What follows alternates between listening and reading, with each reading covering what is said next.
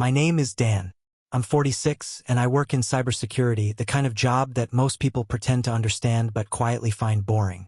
Firewalls, network integrity, internal threats. That's what I do. I protect things that don't make a sound when they break. I like that. I like rules, layers, structure. You know what you're guarding. You know when something's breached. Families aren't like that. I've been married to Carrie for 11 years. She was a single mom when I met her. Warm eyes, tired voice, polished smile. She had that practiced calm that only people with heavy histories know how to wear. The kind that makes you feel chosen, even when you're filling a vacancy. Her son, Josh, was 8 then. Big ears, big energy, always asking questions.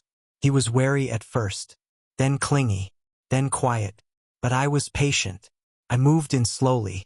Met Josh first at a park, neutral territory. No introductions like, "This is your new dad." Just a handshake and a water bottle on a hot bench. The first thing he ever said to me was, "Do you know how to throw a spiral?" I did. That helped. The second thing he said, a few weeks later, "My real dad has a motorcycle." I nodded and replied, "That's cool. I drive a Civic, but I show up." He didn't laugh, but he remembered it. I never tried to replace anyone. I never forced the title. I didn't ask for Father's Day cards. I showed up. Parent-teacher nights, football practices, science fairs. I was there when he failed algebra, and I was there when he passed it the second time. I didn't ask for recognition. I didn't keep score. Back then, Todd, Josh's biological father, was more of a voicemail than a man. He'd pop up every few months with a story, a plan, an excuse. Sometimes he called Josh on his birthday. Sometimes he didn't. When he did show up, it was always last minute, always dramatic. A surprise ticket to a game. A spontaneous trip he never confirmed with Carrie. And when it didn't work out, when Todd disappeared again, I'd be the one filling in. Quietly, without announcement. I was the fallback, the invisible glue. There were good years. I won't pretend there weren't. We took trips. We had rituals. Carrie would make pancakes shaped like initials every Saturday. Josh would always eat mine. We watched movies together. Argued about Marvel versus DC. We built model planes on rainy Sundays. He even called me Dan the Fix-It Man when I unclogged his bathroom sink. Small things, meaningful at the time, but the cracks don't show up like earthquakes. They come like hairline fractures. First, they're almost invisible. I noticed Josh pulling away when he was around 14. It started with how he said thanks. Less like a word, more like a reflex. Then the phone stayed on the table during meals. Then he stopped asking for help with homework. Stopped asking for anything. It wasn't open hostility, not yet. Just absence. The real shift came when Todd re-entered the scene with a vengeance. Out of nowhere, he started showing up with things. New Nikes. A phone Josh hadn't asked for. Cash slipped into birthday cards with captions on Instagram like, "Always proud of my boy." I didn't say a word. I believed, I really did, that more love wasn't a bad thing. That a boy could never have too many people in his corner. I thought I was mature enough not to be threatened. Thought I had earned my place. But Todd didn't come back to join. He came back to reclaim. Suddenly, every mention of Dad in our house meant him. Dad said I could skip tryouts. Dad's picking me up this weekend. Dad thinks I should get a tattoo when I turn 18. The word, once neutral, turned into a razor. Not because it meant Todd, but because it no longer meant me. Not even close. I wouldn't have cared about the label. Truly. I never wanted the word, I wanted the weight behind it. The trust. The bond. But it was like watching a tower I built stone by stone get renamed overnight. Carrie stayed quiet. That's what broke me first. She didn't echo the praise Todd suddenly started getting. But she didn't question it either. When Josh referred to Todd as Dad, she didn't blink. When Josh started posting side-by-side photos, one of him and Todd at a restaurant, one of me helping him move boxes, she didn't say a thing. No balance.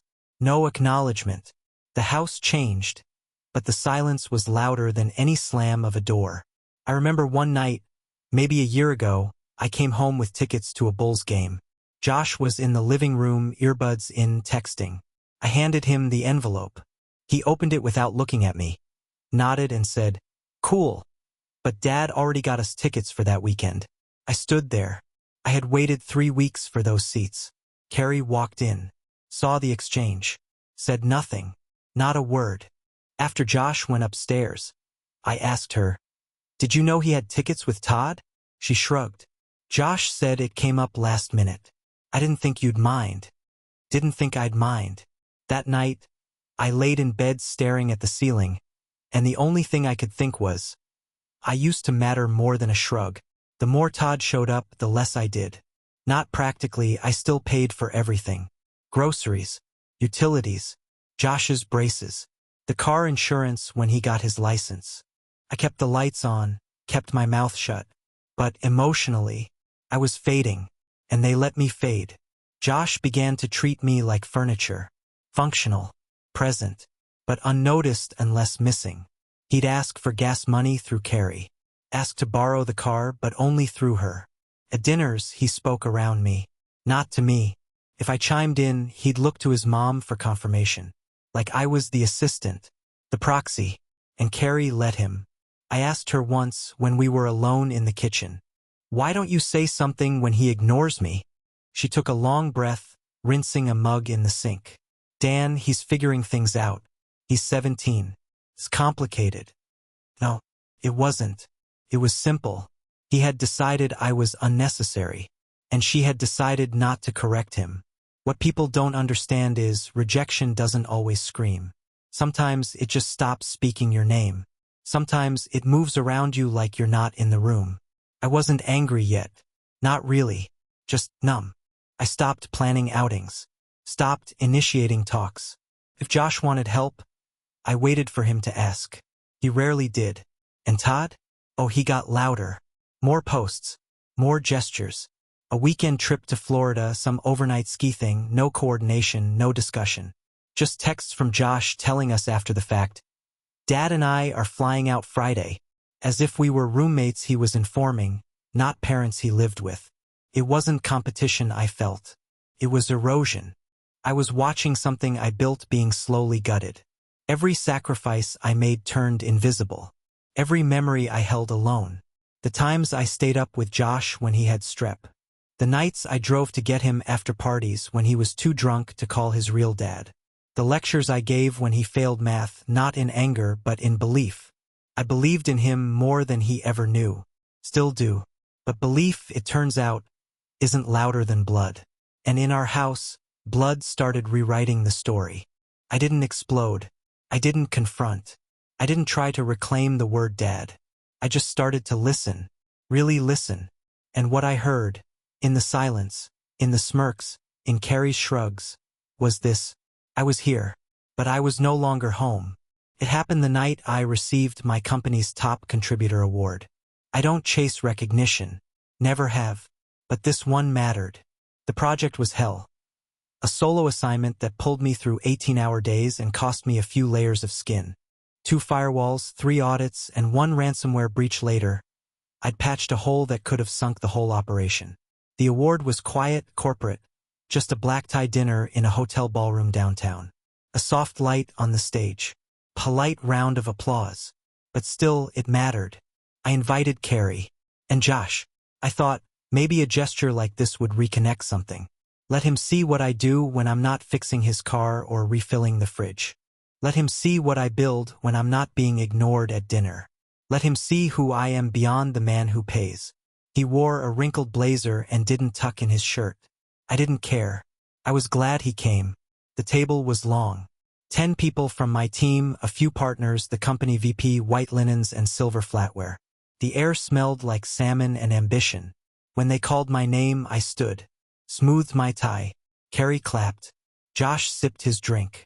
I took the stage, said a few words. Thanked the team, cracked a small joke about coffee and caffeine patches. Got some polite laughs. When I returned to the table, they brought out dessert. Some overpriced chocolate thing in a glass.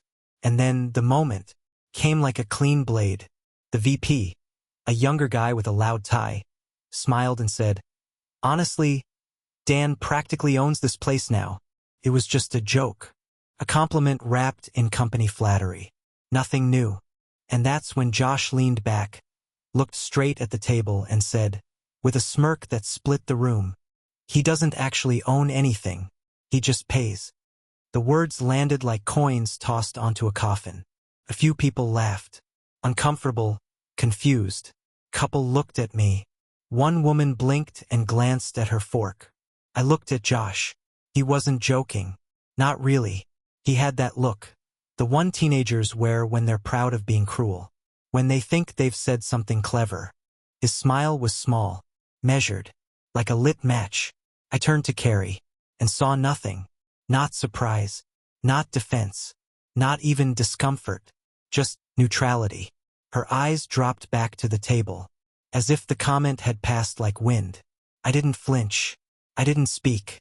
I smiled, nodded at the VP, and took another bite of the chocolate.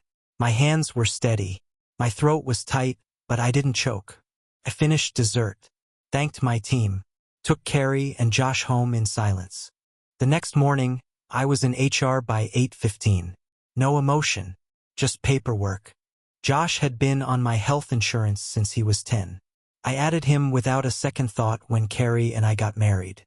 He'd been covered through braces, sports injuries, therapy, and prescriptions. I'd paid every bill, every copay, every surprise clinic fee. His tuition, matched by my employer. His campus health services, covered under my name. Even his dental. Even his vision. That morning I removed him from everything. Dependents list, cleared. Healthcare coverage, canceled. Tuition support, terminated. Took 15 minutes. The HR rep raised an eyebrow but didn't ask. 2 days later, Josh got the call. Not from me. From the university clinic. They told him he was no longer insured. That he'd need to provide updated information. That his appointment had been canceled. He texted Carrie first. She sent me a screenshot. "Do you know what this is about?" I replied with one line, "Yes." A few hours later, Josh came home early. Slammed the door hard enough to shake the wall. I was at the kitchen counter pouring coffee. "You canceled my insurance?" he barked. I looked up. He had that face, rage on the edge of panic. "You seriously went to HR? What the hell is wrong with you?" I didn't yell, didn't scold. "I stopped paying," I said. "That's all." "You're being petty," he snapped. "Over a joke?" I stared at him. Not at the boy he used to be. Not at the man he thought he was becoming. But at the stranger standing in my kitchen, looking at me like I owed him an explanation for his own disrespect. "It wasn't a joke," I said. "It was a declaration. And I heard you." He shifted, suddenly unsure. His voice dipped. "You're overreacting." People laughed. I nodded. Some did. Some didn't. He threw his arms up. "Jesus, you're so sensitive." I sipped the coffee. Let the silence work. "I've paid for you for 11 years, I said finally. "Food, clothes, doctors, college, trips, Wi-Fi, shoes, and I never asked for anything. Not even respect. I hoped for it, but I didn't demand it." He tried to cut in. I didn't let him. "But if I'm just the wallet," I continued, "then it's time for your real dad to pick up the tab." His mouth opened, closed. Maybe he'll cover it. Maybe he won't.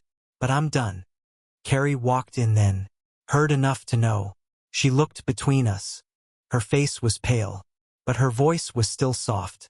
"Dan." I turned to her. "I gave out of love," I said. "But if I'm not family, I'm not funding family." Josh's breath caught. I saw it, that flicker of realization, that sudden weight of what he'd lost. But I didn't cave, because this wasn't punishment. It was consequence. The next week, Todd vanished again. Predictably, the man who showed up for birthday photos and Instagram likes couldn't be found when the bills came due. No answers. No deposits. Just silence. Josh called twice. Left a voicemail the second time. I didn't listen to it. At dinner, Carrie barely spoke. The air between us was thick with something unsaid. Not anger. Not grief. Just exposure. The quiet collapse of a structure she thought would hold. even after the beams were pulled. Josh started applying for campus jobs, cut his schedule down, asked about housing waitlists. I overheard him muttering to friends on the phone. Told someone, "My stepdad's being a dick." I smiled. The world doesn't owe you comfort. And neither do I. I didn't remove him out of spite. I removed him because he clarified his position. He drew a line, laughed in a room full of my peers, and reduced me to a wallet. And I simply listened. No screaming, no revenge, just math. You don't get to mock the roof while sleeping beneath it. You don't get to call a man a stranger and still cash his signature.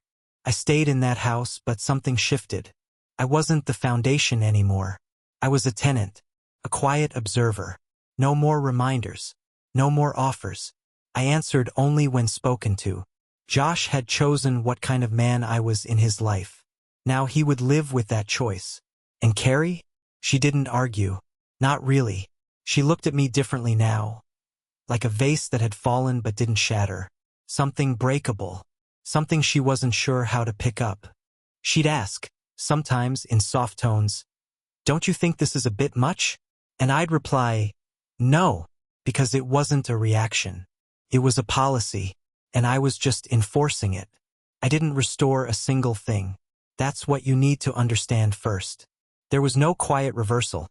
No last-minute forgiveness tucked into an email or a checkbook. The benefits remained canceled. The tuition stayed frozen. The insurance lapsed. And when the balance of power shifted, I didn't reach to steady it. I let it fall. Hard. Because for once, the weight was theirs to carry. Josh picked up a part-time job at the bookstore near campus. Minimum wage, short hours, longer face. He moved into student housing, a shared space with cinder block walls and fluorescent lights. Not the townhouse I helped him lease last year. That lease was gone now. Cancelled. My signature had been the guarantor. And without it, they didn't want him. He didn't tell me when he moved out. He told Carrie. She passed it along like a memo. "He found a room. Says he's managing." I nodded. She looked at me like she wanted to say something else. But the words never came. I didn't ask for an update. Didn't ask how he was sleeping, if he needed anything, if the job covered textbooks. I had asked those questions for years. Out loud. With heart. And in return, I was reduced to a joke told over dessert. No, the asking was over. At home, the house stretched wider. Not emptier, just quieter. Carrie moved through it like a ghost of herself. She'd pour 2 cups of coffee instead of 3. Fold 1 set of laundry less. I saw the difference but said nothing. I didn't gloat. I didn't comfort. I just let it be. I wasn't cold. I was clear. There's a difference. She started hinting after a few weeks. "Dan, I know what he said hurt you." I held up a hand. "It didn't hurt me. It revealed him." Her voice broke a little. "He's young. He speaks without thinking. You know that?" "No," I said. "He speaks with perfect clarity." The mistake wasn't in the words. The mistake was thinking I'd stay anyway. Silence. Again. I didn't say it to punish her. I said it because no one else had. No one else had drawn the line, not once in 19 years. So I did. I kept working.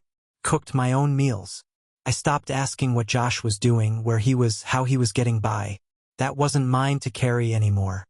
And strangely, in the cold, the space, the silence, I started to feel something I hadn't felt in years. Peace. Not joy. Not victory. But peace.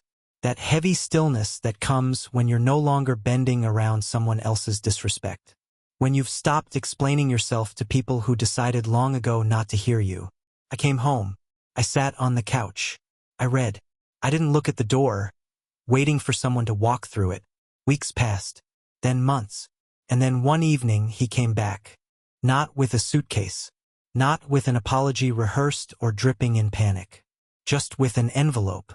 I was on the porch, nursing the last of a bourbon. He walked up the steps like he wasn't sure if he'd be let in. I didn't move, just nodded toward the chair across from me. He sat, quiet, no small talk, no false warmth. After a minute, he slid the envelope across the table. "Just wanted you to have this," he said.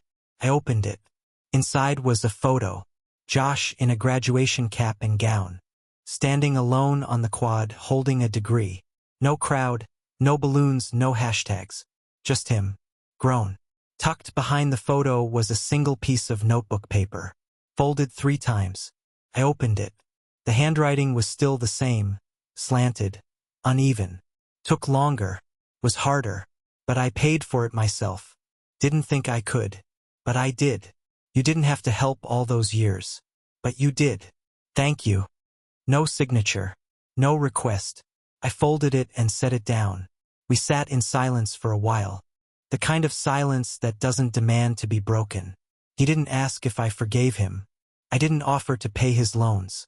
We both knew the lines now. Clean. Scarred but solid. After a while he stood. I'm not asking for anything, he said. I nodded. I know, I replied. Then he left.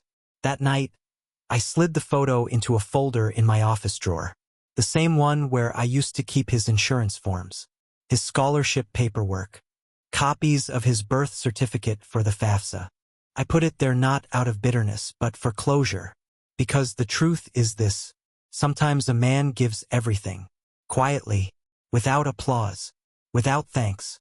Sometimes he does it for years, building a bridge plank by plank, hoping someone will finally see what it took to carry them across. And when they don't, when they laugh or mock or dismiss it, the man doesn't burn the bridge. He just walks off it and lets them learn to swim. Carrie didn't say much after the photo arrived. She saw it on my desk. She touched it once, lightly, like it might vanish if she pressed too hard. Did he say anything? She asked. I shook my head. Just thank you. She nodded. He meant it. I shrugged. Maybe. Doesn't change what came before. She didn't argue. We were different now, me and her. Not strangers, but not quite aligned. Like people who shared a history but no longer shared a direction. She cooked less. I worked more. The house became a place where things happened. Not a home. We didn't divorce. We didn't fight. We just drifted politely, like passengers who stopped making conversation because the ride was almost over. Josh didn't return after that. Not really. He sent a Christmas card the next year. Simple. No photo. Just a typed note. Hope you're doing well.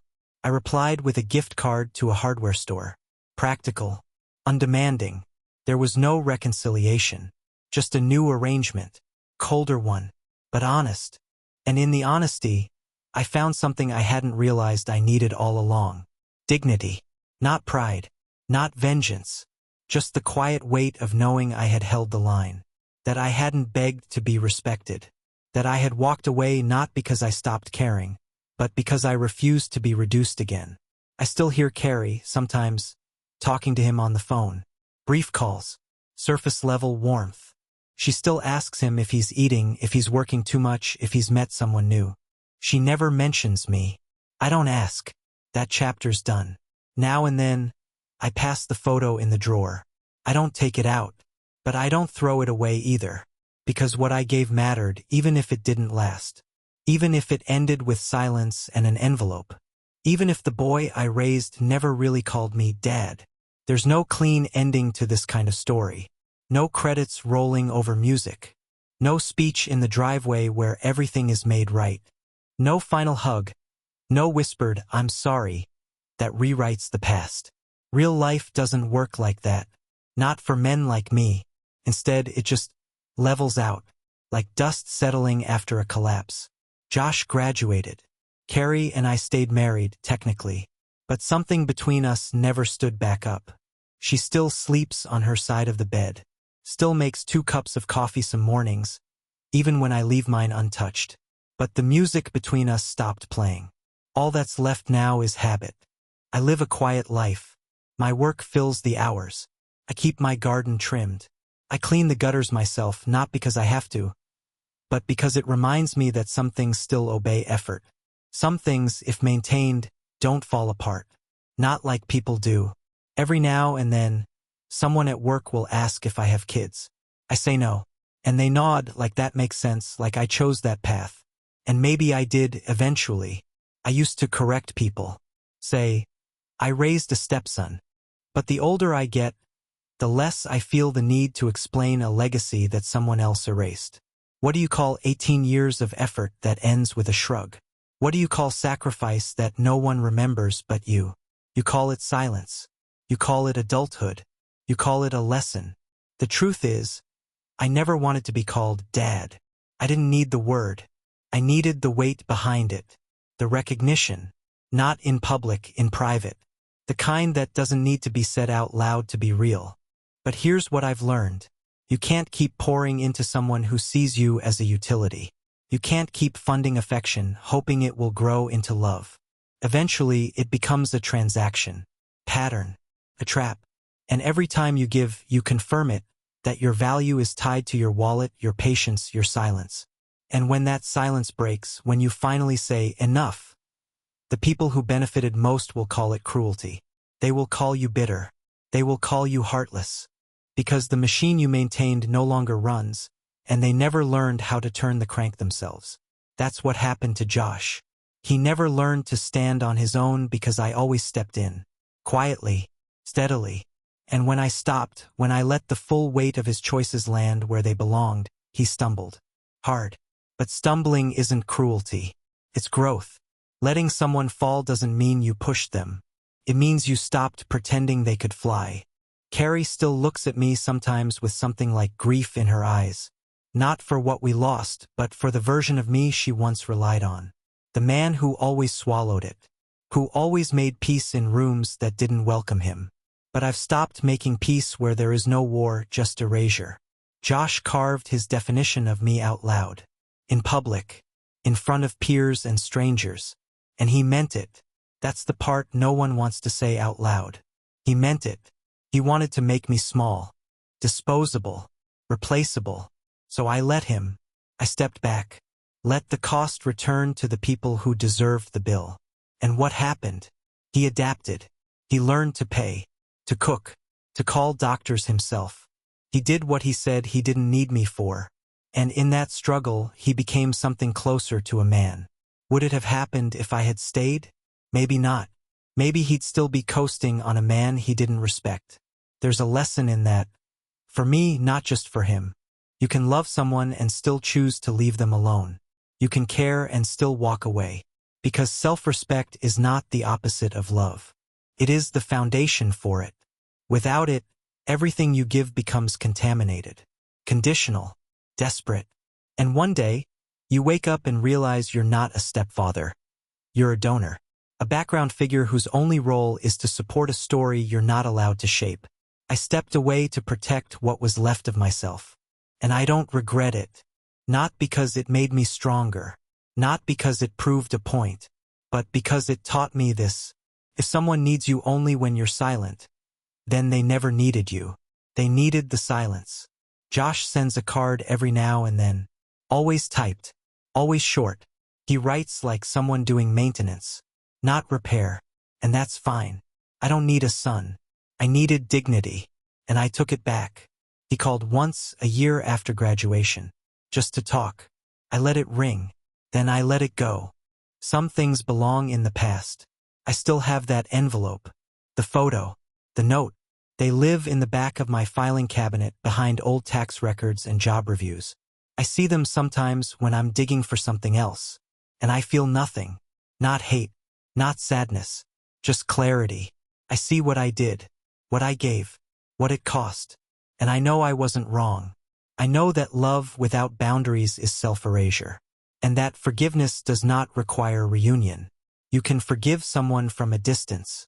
You can honor the past without returning to it. You can let people become exactly what they ask to be, strangers. Josh asked for freedom. I gave it to him. He asked for distance. I honored it. And Carrie? She stayed. But not close. We became partners in function, not feeling. I suspect she knows we're near the end. But neither of us have pulled the thread. Maybe we're both waiting for someone else to say it out loud. Or maybe we both know it's already been said in all the ways that matter. This house is quiet now. Not peaceful. Not painful. Just still. Sometimes I wonder what Josh tells people about me. If I'm a footnote in his story. If he says, my stepdad raised me. Or if I've been edited out entirely. but it doesn't keep me up at night, because I lived it. I was there. Every practice, every late-night call, every scraped knee and rejection letter and resume. I was there when no one else was. And if that doesn't count to him, it still counts to me. That's enough. So now I'll ask you, the one reading this, listening, wondering if I was too harsh. Was I wrong? Was I wrong to stop paying for love that never came? Was I cruel to finally act on the truth I'd been swallowing for years? Or was I just the first one in the house brave enough to say, I am not invisible, and I won't be used anymore, because I can live with being resented, but I won't live being erased. Tell me, would you have endured it? Or would you have drawn the line to,